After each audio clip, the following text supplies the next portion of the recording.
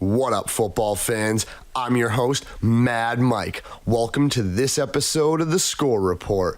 AA champion has been crowned. The matchup for Single A and AAA are set. Also, for a first time ever, we have a special guest in our AAA segment, so make sure you stay tuned to catch all the excitement. Last weekend, the Worcester Wildcats hosted the New London Nightmare. With a final score of 24-20, the Worcester Wildcats and the number one offense claimed the AA championship title. Congratulations, guys, on your hard work and the long season of effort that you guys put in. Good luck in the off-season, recruitment for the preseason, and good luck next year. In Single A, after a missed field goal, the Warhawks will advance to the championship round and will be hosting the number one of the South, the Brawlers. Number one in defense, they gave up no points last week in their 20-0 win over the Blackhawks and hope to head to Dover to try and have an upset against the number one offense in the Warhawks and get themselves a championship.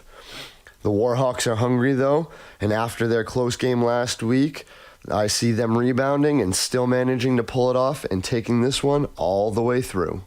All right, fans, we've reached the part y'all been waiting for, AAA.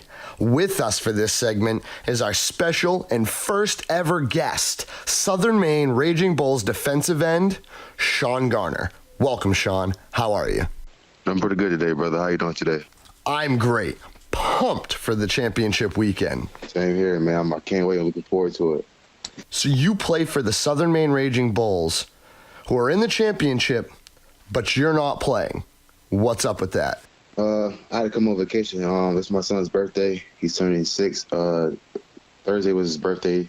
So Saturday we're having a birthday party. So, I wanted to be there because it's like very important for me to be there. But at the same time, my child's more important too. So. Hey, absolutely, bro. Father of the Year material right there.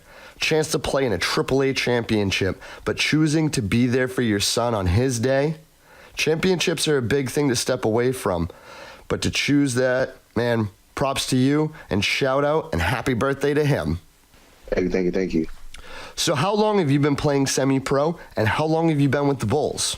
I've been playing semi-pro football for 2 years now. I found football last year playing Single A. I was in shelter for like 5 months. Living in the shelter, I wanted a way out. So I decided to try out football for the first time in my life, which led to pretty amazing opportunities. Football can do that, not just for players either. So how old were you when you first started playing? 27. That's amazing. Late age start, homeless, but with only a couple seasons of hard work, now playing AAA. Actions yield results, and now is always the best time to start, no matter what your age is. So what is it that inspires and keeps you working so hard through all the adversity? What inspired me the most is my son. To hear him every day. He lives in Florida, so for me to be in Maine is definitely tough, but for him to call me every day and be like, Daddy, I see you on Facebook playing football or boxing, it motivates me more. He wants to learn the game of football. He wants to play defensive end as well, too. So to have him by my side and to have my son, to be his role model. Because a lot of kids nowadays look up to, LeBron James or Kevin Durant or like these hip-hop artists in today's society. So to have my son look up to me as a role model means a lot. 100%.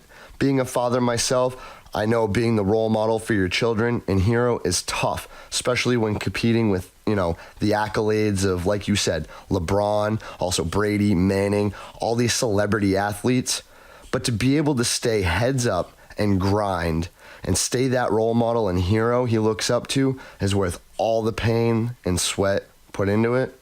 Speaking of hard work, blood, sweat, and tears, that's what it takes to get to the championship, and your Bulls are in it. I can't wait, man. I got the Bulls winning in the close game, just because our defense is lights out. So a couple players to point out. My boy Throckmorton, and my boy Brian Wade And, Charles Warren Jr., I'm pretty sure you heard him before. He played for the Bulls a very long time. A couple of these guys stand out for the Bulls because they're hungry.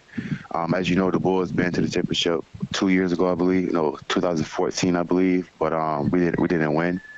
So, we're hungry for a championship to bring home to Maine. So. Yeah, I know a member of the Bulls team, that lost that championship matchup. If I'm correct, it was the Connecticut Panthers that beat them and went on to be ranked number 1 or 2 in the nation that year. So that was definitely a big sting for the Bulls. And they are definitely hungry when you look at that 47-14 blowout win last week over the number 2 War Dogs. I had picked the War Dogs to take it this year, thought their hunger from last year's championship, was unsatiable, but the Bulls showed up and they didn't. Our defense showed up and really stepped up. I give credit to the War Dogs. They're a great organization, great franchise. You got to think about it. They lost their first 2 games, went on a 9-game win streak. Yeah, they did actually. So to me, that's remarkable. That's great, and my hats off to them. Also in that win streak, they never allowed more than 20 points. Also, the number 1 offense led by Jeff Costa, who had 31 TD passes, was held to just 14 points by only the number 5 in defense Bulls. As a team, the Bulls wanted to execute on all phases of the game, and they showed up, and that's exactly what they did. But they're still going to have to deal with the Boston Bandits and their number 1 defense if they want to win the championship. A very tough team. They're going to be a very tough task. One thing about Boston Bandits, their team is also hungry as well. And so it's going to be a great game. Like I said, it's going to be an epic game. You mentioned the Bulls' lights-out defense. The Bandits, however, have 7 different players with interceptions and also lead the league with 6 defensive scores. The Bulls will have their work cut out for them, but with the ability to shut down the number 1 offense like that and put up 40 points themselves, the veteran franchise has more than enough to get the job done. Our defense is hungry. Our defense just stepped up. Like I said, it's a championship caliber type team. Either you win or go home. How hungry are you? So like I said, our defense it's gonna be a game of defense. Bulls defense had 4 players with 3 or more interceptions, but with it being late in the game and 27-0, the final 27-14 score doesn't reflect the dominant Boston showed last week over the Cobras. If you really think about it, though, Mike, we played the Bandits. We played them at home, but we beat them. They beat us by 3 points by a field goal. True, but it's this game that matters, and defense is going to need to put up those kind of numbers to give their offense plenty of chances against the powerful Boston defense with home field advantage. I know home field isn't everything, but Boston can be crazy. Well, I feel like there's going to be some Bulls fans in attendance as well. That's the luxury of playing for the Bulls. We have some players that's from Boston area. Oh, that's awesome. So some of their families are going to be out there supporting the Raging Bulls as well, too. So obviously you're taking the Bulls, and you said you were calling a close one. I'm going to agree, and I'm going to take the Bulls myself. I had taken the War Dogs to take it, but after the Bulls blowout and the hunger they've shown with the talent on offense and defense, along with veteran coaching, long-standing franchise, their run game leads the league.